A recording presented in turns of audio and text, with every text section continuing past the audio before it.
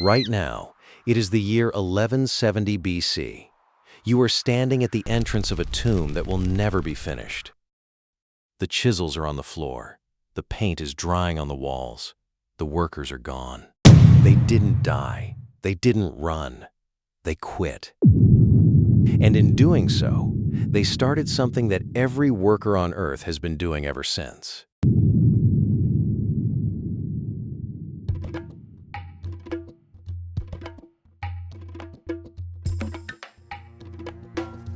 Egypt in the New Kingdom era, the Nile, Thebes' modern Luxor, Set Maat, Deir el-Medina. There was a village in ancient Egypt that nobody was supposed to know about. It had no name on official maps.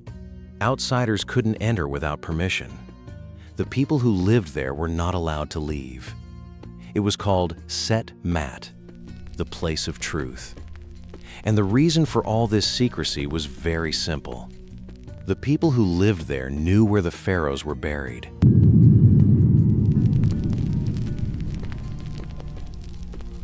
These were the craftsmen of the royal necropolis, the men and their families who spent their entire lives building, painting, and decorating the tombs in the Valley of the Kings.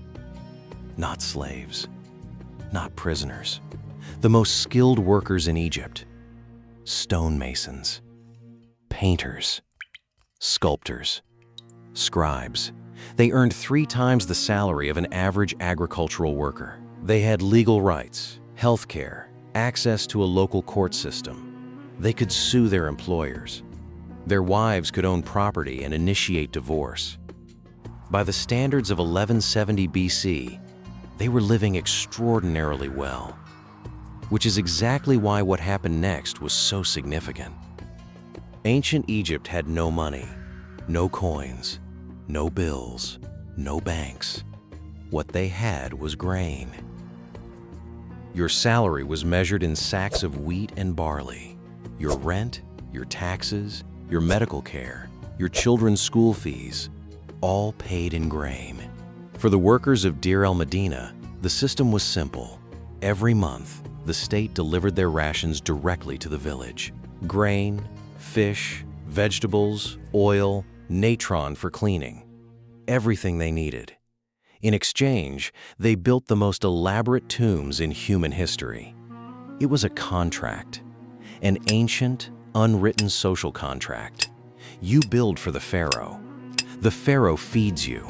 It had worked for 300 years. Until it didn't. The reign of Ramesses III began in crisis.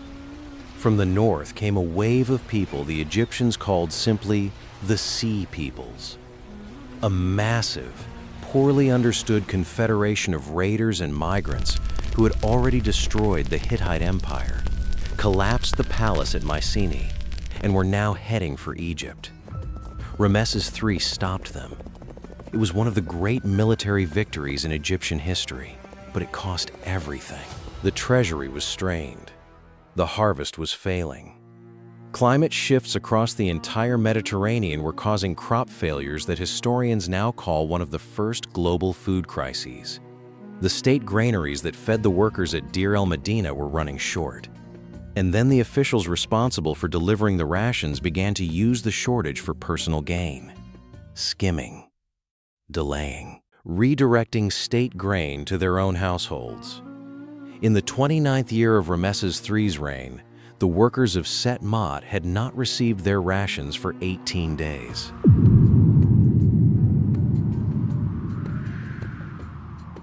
On the 10th day of the second month of winter, the workers of Deir el-Medina walked off the job. They crossed the wall that separated their village from the outside world. The wall they were normally not allowed to cross, and sat down in front of the mortuary temples on the West Bank. They were not violent. They did not destroy anything. They sat down and they waited.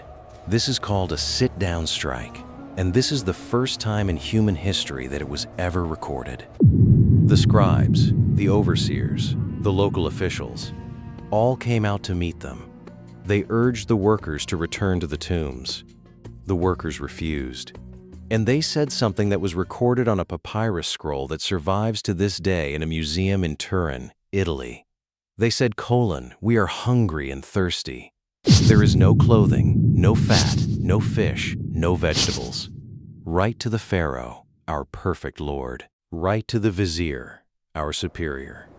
We need our provisions. We have reached this point because of hunger."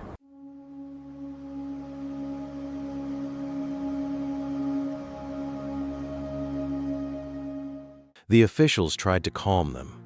They offered partial rations from the temple stores. The workers took the rations and went back to work temporarily. But 3 weeks later, it happened again. And again after that. This wasn't one strike.